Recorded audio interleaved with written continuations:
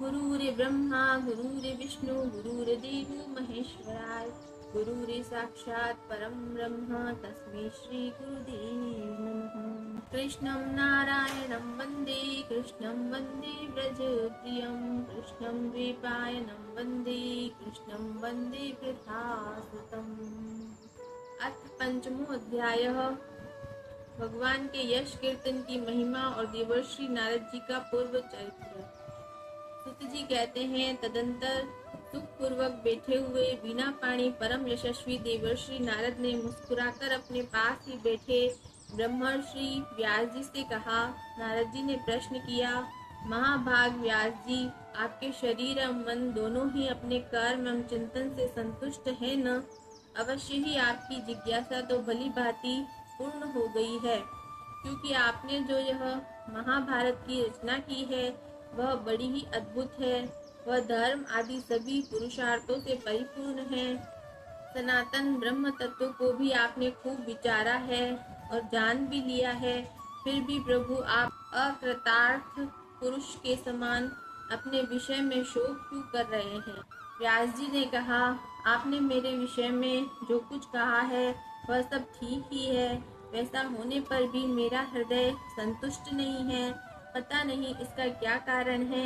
आपका ज्ञान अगाध है।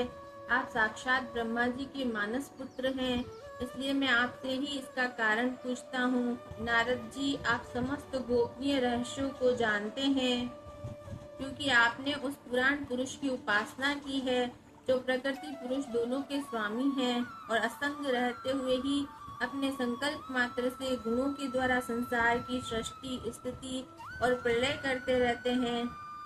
आप सूर्य की भांति तीनों लोकों में भ्रमण करते रहते हैं और योग बल से प्राण वायु के समान सबके भीतर रहकर अंतःकरणों के साक्षी भी हैं।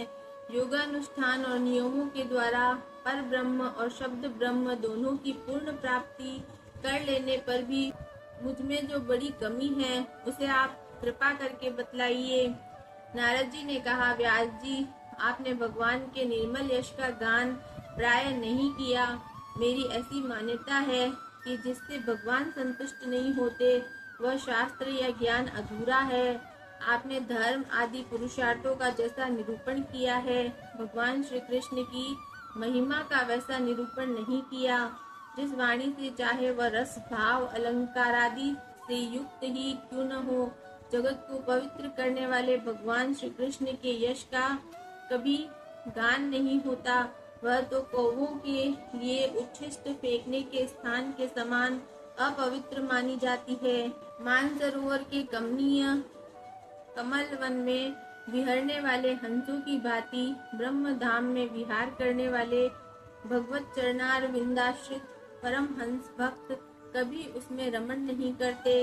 इसके विपरीत जिसमें सुंदर रचना भी नहीं है और जो दूषित शब्दों से युक्त भी है, परंतु जिसका प्रत्येक श्लोक भगवान के सुयश सूचक नामों से युक्त है, वह वाणी लोगों के सारे पापों का नाश कर देती है। क्योंकि सत्पुरुष ऐसी ही वाणी का श्रवण, गान और कीर्तन किया करते हैं। वह निर्मल ज्ञान भी जो मोक्ष की प्राप्ति का साक्षात साधन है, यदि भगवान की भक्ति से रहित हो तो उसकी उतनी शोभा नहीं होती। फिर जो साधन और सिद्धि दोनों ही दशाओं में सदा ही अमंगल रूप है, वह काम्य कर्म, और जो भगवान को अर्पण नहीं किया गया है, ऐसा अहेतुक निष्काम कर्म भी कैसे सुशोभित हो सकता है? महाभाग व्यास जी, आपकी दृष्टि अमोघ है, आपकी कीर्ति पवित्र है, आप सत्य परायण दृढ़ व्रत हैं। इसलिए अब आप संपूर्ण जीवों को बंधन से मुक्त करने के लिए समाधि के द्वारा अचिंत्य शक्ति भगवान की लीलाओं का स्मरण कीजिए। जो मनुष्य भगवान की लीला के अतिरिक्त और कुछ कहने की इच्छा करता है, वह उस इच्छा से ही निर्मित अनेक नाम और रूपों के चक्कर में पड़ जाता है। उसकी बुद्धि भेदभाव से भर जाती है। जैसे हवा के झकोरों से डगमगाती हुई डोंगी को कहीं भी ठहरने का ठोर नहीं मिलता, वैसे ही उसकी चंचल बुद्धि कहीं भी स्थिर नहीं हो पाती। संसारी लोग स्वभाव से ही विषयों में फंसे हुए हैं। धर्म के नाम पर आपने उन्हें निंदित पशु हिंसा युक्त सकाम कर्म करने की भी आज्ञा दे दी है।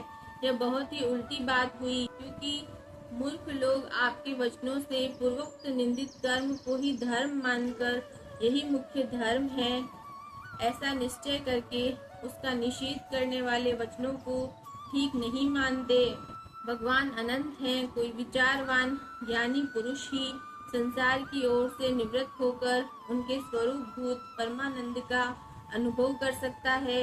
अतः जो लोग पारमार्थिक बुद्धि से रहित हैं और गुणों के द्वारा नचाए जा रहे हैं, उनके कल्याण के लिए ही आप भगवान की लीलाओं का सर्व साधारण के हित की दृष्टि से वर्णन कीजिए।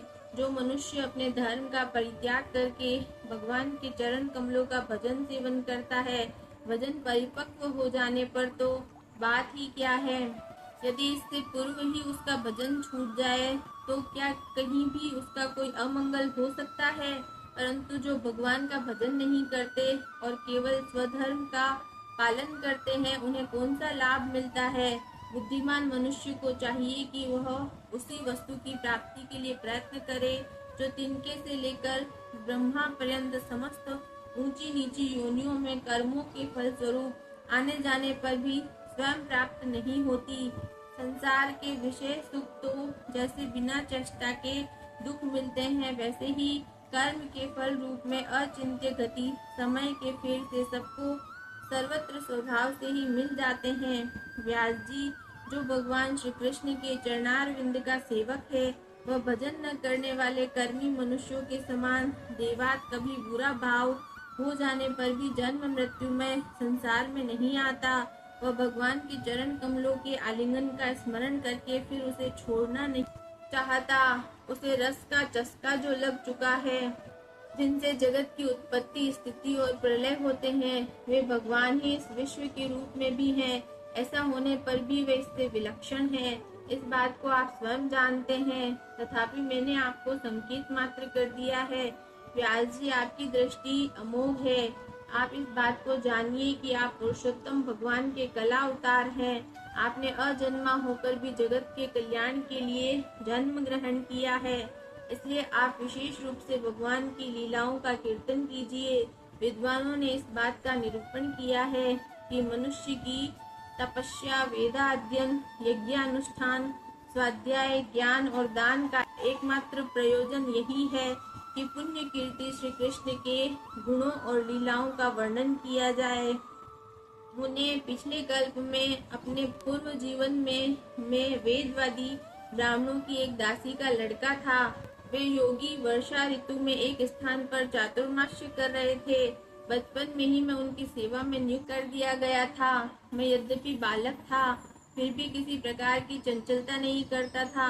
जितेंद्रिय था, खेल कूद से दूर रहता था और आज्ञा अनुसार उनकी सेवा करता था। मैं बोलता भी बहुत कम था। मेरे इस शील स्वभाव को देखकर समदर्शी मुनियों ने मुझ सेवक पर अत्यंत अनुग्रह किया। उनकी अनुमति प्राप्त करके बर्तनों में लगा हुआ प्रसाद में एक बार खा लिया करता था। इससे मेरे सारे पाप धुल गए। इस प्रकार उनकी सेवा करते करते मेरा हृदय शुद्ध हो गया और वे लोग जैसा भजन पूजन करते थे, उसी में मेरी भी रुचि हो गई। प्यारे व्यास जी, उस सत्संग में उन लीला गान परायण महात्माओं के अनुग्रह से मैं प्रतिदिन श्री कृष्ण की मनोहर कथाएं सुना करता।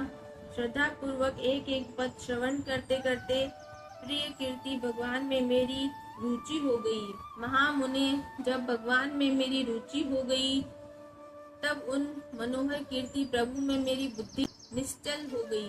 उस बुद्धि से मैं संपूर्ण सत और असत रूप जगत को अपने पर ब्रह्म स्वरूप आत्मा में माया से कल्पित देखने लगा। इस प्रकार शरद और वर्षा, इन दो ऋतुओं में तीनों समय उन महात्मा मुनियों ने श्री हरि के निर्मल यश का संकीर्तन किया और मैं प्रेम से प्रत्येक बात सुनता रहा। अब चित्त के रजोगुण और तमोगुण को नाश करने वाली भक्ति का मेरे हृदय में प्रादुर्भाव हो गया। मैं उनका बड़ा ही अनुरागी था, विनयी था। उन लोगों की सेवा से मेरे पाप नष्ट हो चुके थे। मेरे हृदय में श्रद्धा थी, इंद्रियों में संयम था एवं शरीर, वाणी और मन से मैं उनका आज्ञाकारी था। उन दीन वत्सल महात्माओं ने जाते समय कृपा करके मुझे उस गुह्यतम ज्ञान का उपदेश किया जिसका उपदेश स्वयं भगवान ने अपने श्रीमुख से किया है। उस उपदेश से ही जगत के निर्माता भगवान श्री कृष्ण की माया के प्रभाव को मैं जान सका, जिसके जान लेने पर उनके परम पद की प्राप्ति हो जाती है। सत्य संकल्प व्यास जी पुरुषोत्तम भगवान श्री कृष्ण के प्रति समस्त कर्मों को समर्पित कर देना ही संसार के तीनों तापों की एकमात्र औषधि है। यह बात मैंने आपको बतला दी। प्राणियों को जिस पदार्थ के सेवन से जो रोग हो जाता है, वही पदार्थ चिकित्सा विधि के अनुसार प्रयोग करने पर क्या उस रोग को दूर नहीं करता। इसी प्रकार यद्यपि सभी कर्म मनुष्यों को जन्म मृत्यु रूप संसार के चक्र में डालने वाले हैं, तथापि जब वे भगवान को समर्पित कर दिए जाते हैं, तब उनका कर्म बना ही नष्ट हो जाता है। इस लोक में जो शास्त्र विहित कर्म भगवान की प्रसन्नता के लिए किए जाते हैं, उन्हीं से परा भक्ति युक्त ज्ञान की प्राप्ति होती है। उस भगवत अर्थ कर्म के मार्ग में भगवान के आज्ञा अनुसार आचरण करते हुए लोग बार बार भगवान श्री कृष्ण के गुण और नामों का कीर्तन तथा स्मरण करते हैं। प्रभु आप भगवान श्री वासुदेव को नमस्कार है, हम आपका ध्यान करते हैं। प्रद्युम्न, अनिरुद्ध और संकर्षण को भी नमस्कार है। इस प्रकार जो पुरुष चतुर्व्यूह रूपी भगवान मूर्तियों के नाम द्वारा प्राकृत मूर्ति रहित अप्राकृत मंत्र मूर्ति भगवान यज्ञ पुरुष करता है, उसी का ज्ञान पूर्ण एवं यथार्थ है। ब्रह्मन, जब मैंने भगवान की आज्ञा का इस प्रकार पालन किया, तब इस बात को जानकर भगवान श्री कृष्ण ने मुझे आत्मज्ञान, ऐश्वर्य और अपनी भाव रूपा प्रेमा भक्ति का दान किया। व्यास जी, आपका ज्ञान पूर्ण है, आप भगवान की ही कीर्ति का, उनकी प्रेममयी लीला का वर्णन कीजिए। उसी से बड़े बड़े ज्ञानियों की भी जिज्ञासा पूर्ण होती है। जो लोग दुखों के द्वारा बार बार रोंदे जा रहे हैं, उनके दुख की शांति इसी से हो सकती है और कोई उपाय नहीं है। जय श्री कृष्ण। राधे राधे।